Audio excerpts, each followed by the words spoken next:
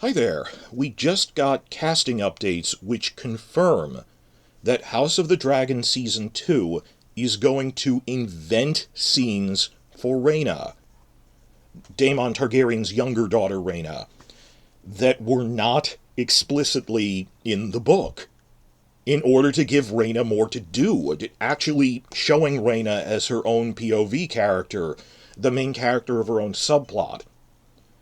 Well, invented. It's Fire and Blood is an outline. It was written as an in-universe history book. So we're never sure how they're going to approach these things that, like, the Velaryon succession crisis that ends with Daemon beheading Vaemon. That's, in the book, it's a paragraph, but you could tell reading it, this will be like a full episode. Or Rhaenyra's romance and falling out with Criston Cole. That's like a paragraph. You can tell it'll be an episode and more. That in the book, Rhaena's storyline is she's sent to the Vale. Well, I should back up on this. That remember the Season 1 finale. If you haven't read the books, the Season 1 finale, Rhaenyra is sending her sons on their dragons as envoys to try to win other great houses to their side. And she sent Luke to the Baratheons. That didn't work out. But the older son, Jace, she says in dialogue, you'll go to the Eyrie and then to Winterfell to win the Arryns and Starks over to our side, and he does. And she says by name, the ruler of the Vale is Jeyne Arryn, my cousin on my mother's side, so she'll probably side with us because she's a blood relative, and she does. The one condition that Jeyne has is she says, can you station some dragons here just so the Greens think twice about attacking? And they send some of their younger ones. Minor spoilers, the Greens never seriously try to attack that far north. They're still fighting in the Riverlands. But that they can't make a decapitation strike with Vhagar or something. That, yeah, Vhagar could kill any other dragon, but like a well-placed fire blast might kill Aemon. But whatever the case, they never really try to fly to the Eyrie. That they're in no danger of like a land army doing this because the mountain passes can't be forced. But it's more, I wouldn't say an exchange of hostages. The way that when Theon was at Winterfell as a ward, he was a glorified hostage. But as a show of good faith, can you send some of your younger children with a dragon or two to the Eyrie as a ward to show that you care about whether the Eyrie gets attacked or not? Okay. So they send Rhaenyra's third son, Joff, with his young dragon Tyraxes, along with Rhaena. And now that Luke's dead, I think they might betroth Rhaena to Joff, even though he's a lot younger than her. But whatever the case, because he's now the heir to that.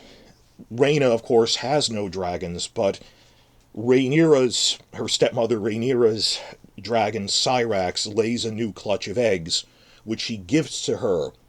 And it says, Rhaena brought this new clutch of eggs to the Eyrie and prayed nightly for their hatching. And you'll see what happens with that. And after that, the storyline doesn't visit her for a while until the late phase of the war, when things become very important there. I won't get into that. But Rhaena is an important character. They're setting up, people said that Rhaena and Baela didn't get a lot to do. They're setting them up for later seasons. That this will have payoff. Short thing, we haven't heard much about the older daughter Baela in terms of specific leaks, but we know she was filming extensively, that they were just the cast goofing off on set, that we know Baela has a lot to do in terms of part of Jace's storyline. Specifically what she was doing, I can't say, but I can say for younger daughter Rhaena what she was doing. What's going on with this. That, okay, reading this in a in-universe history book that's meant to be an outline, you're like, if I was making a TV show, I would expand this character and not just leave it off screen, but who knows what they're prioritizing. That worst case scenario, for both Rhaena and Jeyne Arryn, frankly, our worst case scenario was that we're going to see Jeyne Arryn in only one episode when Jace meets her, and never have the camera go back there, and just mention it in dialogue, because that's what Game of Thrones increasingly did to other sets of characters. That my fear was, I've said this before, that they just not even say goodbye to Rhaena, just go, oh, by the way, off-screen, we sent Rhaena to the Eyrie to be with Jeyne Arryn. And that would be the end of it. Now, that was the worst-case scenario. something like what happened to Cersei's daughter Myrcella in Season 2, where they don't even have dialogue scenes with her. They just have one thing where they're sending her off, but it's all about Cersei, not about her. And of course, Season 5 onward, they butchered that, but that they wouldn't really develop Rhaena. That, from our perspective, that should be them having their own thing. That the way the novels are structured, there are point-of-view narrators, that there's chapters told from Catelyn's perspective, from Jon Snow's perspective, and new ones pop in over time. The example I've used is, I call it passing the torch, that you start with Catelyn POV chapters, and in Book 2 she meets Brienne, then by Book 4, Brienne is getting her own POV chapters. That we say the POVs for Season 1 are, from a TV show perspective, TV scenes where this character is the one the audience is familiar with, that it's from their POV. So Rhaenyra, Alicent, Daemon, to an extent Kristen Cole, sometimes like Corlys and Rhaenys, the main cast members, that this is from their perspective. That as the story goes, it should branch. And they have generally said that. Ryan Condal had this quote where he said, Season 2, a lot of the narrative is going to shift to following the children of the characters we met in Season 1. Rhaenyra, Daemon, and Alicent's children. And them growing up, and not with time skips, I mean growing into their own and having their own agenda. That you'll see Aegon 2 becoming his own, whatever he's going to be. Aemond, you'll see Jace, particularly Jace, having his own event. Jace was not a POV character in Season 1, really, that he will be compared to Season 2 when he comes into his own. And this extends to Baela and Rhaena. Now, obviously, there aren't, like, huge battles in the Vale. They're not near the front lines, but going over politics and stuff,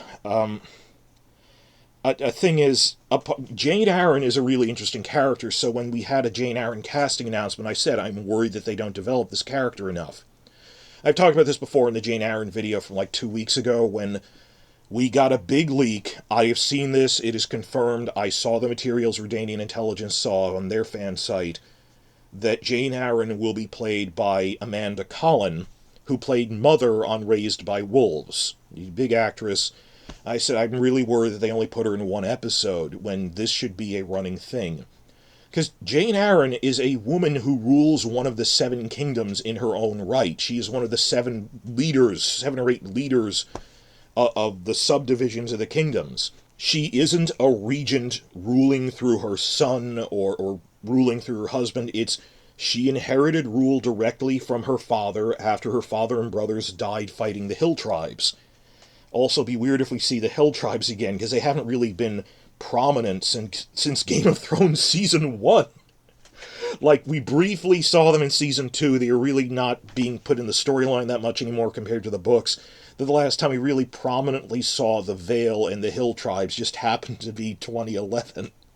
So when we're seeing this next, it'll be like 13 years since we've seen the Hill Tribes. That'll be weird if they develop that, but Jeyne Arryn was in this. We were really excited, and I heard other leaks about this. If you remember my Jeyne Arryn video, I said there's things I can't talk about, but we've heard they're expanding this. Now we can confirm it, because there were public casting updates that Redanian Intelligence, like I said, I see the same leaks they see, but they said, don't remark on this publicly until we're okay with it, because we don't want to get our set spies in trouble. But I said, oh, well, okay, it's fair enough that it keeps me from barking up the wrong tree, going up blind alleys of speculation, that privately I know what's going on, so I'm not making fake speculation. But I can't share that I know this stuff until later. What was the casting confirmation? That Redanian made an update publicly that actor Thomas Jackson has been cast as a Vale Sherpa. That probably isn't an in-universe term. Like a Sherpa is a mountain guide up a mountain pass, and there are Sherpa-type characters at the Eyrie in the books. If you are a book reader, you're talking Mia Stone is a Sherpa like that. If you haven't read the books, Mia Stone is Robert Baratheon's bastard daughter. She's his oldest bastard that, when in his youth, when he was a ward for Jon Arryn along with Ned Stark, it's like going off to college. Him and Ned were wards at the Eyrie, and he fathered a bastard girl, and she's like, it's an open secret that she's his bastard, loosely acknowledged, but she calls herself Stone, which is the bastard name, but Mia Stone is this tough mountain guide who leads people from like the base of the mountain, the way castle at the base of the mountain up to the Eyrie at the top. It's a dangerous route. And she's part of Sansa Stark's book storyline at the Eyrie, which was totally abandoned to mash it with all that stuff with the Boltons, which is insane. But we missed out on Mia Stone because of that. But okay, there are Sherpa-type characters that lead people up the mountain passes in the Eyrie. And again, this could have been entirely off-screen. They could have just mentioned it in dialogue. But no, they're casting this Sherpa character to do that. On top of that, I would have been happy with, purely on an interior set, with like one or two people, just the Jeyne Arryn actress, and just the Rhaena actress, coming and talking in the throne room. But it would involve like two people on a set they already built to use with Jace. They are going all out with this, and here I'm going to talk about the other leak stuff. That the casting confirmed what I've already heard in the leak, and I can't tell you how I know this, other than reliable sources that Redanian intelligence also trusts that stemmed from the same leak. This scene involves like 60 people, and it's probably an exterior scene. I think that it's this big scene of Rhaena, her stepbrother, and her entourage. There's wagons carrying supplies, there's dragon keepers to guard the eggs, and Targaryen guards riding up the mountain pass, and there's like 60 people, and they're guided by these Vale Sherpas. And Jeyne Arryn comes riding down the mountain pass with like a dozen armored Arryn knights to meet her at like the Way Castle. It's called the Way Castle at the base of the mountain before they head up. So I mentioned this briefly in the Jeyne Arryn video. There's this scene of Jeyne Arryn receiving Rhaena at the Eyrie. Now I'm just putting Rhaena in the title to emphasize this in a standalone video. From the other perspective, I was been happy that they're building up Jeyne Arryn, also that they're building up Rhaena. I've said this before, that this will be a running subplot that they revisit throughout the season, showing Jeyne Arryn, who's this ruler of one of the Seven Kingdoms in her own right, taking Rhaena under her wing, the Falcon sigil, taking her under her wing as her apprentice, ruling at the noble court at the Eyrie, as like they're going over army movements and looking at war maps and stuff, apparently. But that is something they are developing. They could have done this on a virtual set with two people. Instead, they're casting large groups of people to really... What this emphasizes about other scenes we haven't even heard leaks of yet, this really indicates that this is a full subplot in its own right, following Rhaena as the POV. Also building up Jeyne Arryn. I was worried they wouldn't include her a lot. The other big part of this leak, which we figured out, and again, I can't tell you how we know, but from all the casting stuff going around and other things, we figured out that this scene of Rhaena being received at the Eyrie is taking place in an episode directed by Lonnie Perister. And we later found out Perister is only directing one episode. Episode 7 out of 8, because it's an 8-episode season, so... This confirms that, once we found out what he's directing, Rhaena being received at the Eyrie happens in episode 7. The second to last episode. This is going on throughout the season. Now, when I first heard of it, I thought, well, there's a chance maybe they have this big thing of her being sent there. Much as Myrcella, they had a send-off scene in, like, episode 3 or 4 of season 2, and that's the last we saw of them. But what if Jace would logically go to the Eyrie before Winterfell, so he'll be seeing Jeyne at the Eyrie in the first episode. I was worried, what if they send her there and have this big reception scene by like episode 3 or even 4, and that's the last of it. No, as late as the second to last episode of season 2, we're seeing her arriving at the Eyrie, to set up other things she's going to do in seasons 3 and 4, admittedly, but they're really investing time and effort into that Rhaena and Jeyne Arryn are doing their own thing at the Vale.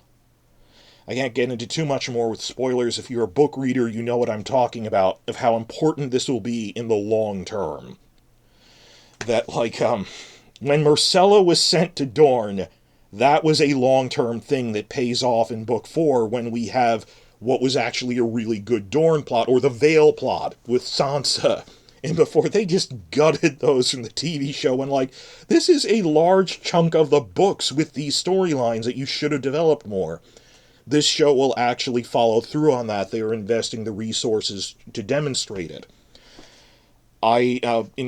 As I leave here as an outro, though, one other piece of news if you've watched my first Jeyne Arryn video, I said that there were a couple of speculations on who might be playing the character, and a name that came up was Anna Francolini, who is in HBO's Rome, because we knew she had joined the cast of House of the Dragon, just not as what. And I said, I don't think she'd be Jeyne Arryn, because she's like a decade older, that Jeyne Arryn is roughly the same age as Rhaenyra. But still, who could that be playing? And some people thought maybe she's someone else in the Vale storyline. We had no reason to assume that. I said she could be in anything. But just as a follow-up, turns out Anna Francolini has been cast as Lady Mallister. The Mallisters are the river lords who guard the west coast of the Riverlands against Ironborn raids. And they mentioned them in Season 1 when when she's picking Kingsguard, and he says, but they defend us against the Ironborn, mate. No, I want Kristen Cole. So they've been setting up the Mallisters last season. Wow, a show that sets up people more than a season in advance. That this will have impact later, that they're mentioning who Jeyne Arryn is, who the Mallisters are. But okay, Anna Francolini, nice to have her aboard, but she's part of the Riverlands storyline that's unrelated to this. Good thing is, they are expanding on Rhaena and her storyline. And she's always been in other people's shadows. I mean, in universe, she's even in the shadow of her older sister. But, they even did a good job building her up in Season 1. She had a scene to herself that they didn't need to make, where it's just her talking to her mother about, I feel bad that I don't have a dragon. I mean, it's sort of like the Bechdel test of, are there scenes with women talking to women, or race-wise, black people talking to black people. I remember it wasn't until Season 4 of Game of Thrones that there was a scene with two black characters alone talking to each other when Missandei was talking to Grey Worm.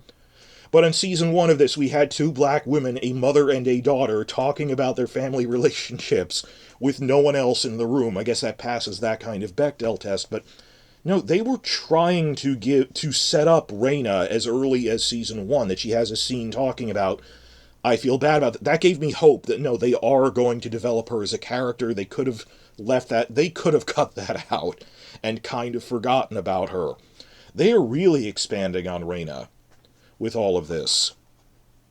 And I'm not really sure, okay, this is blind speculation, I wasn't going to mention it, that I wonder how Rhaena will react around Jeyne Arryn, because Jeyne Arryn is in a same-sex relationship with another woman, Jess Redford, who we still haven't heard about her casting yet.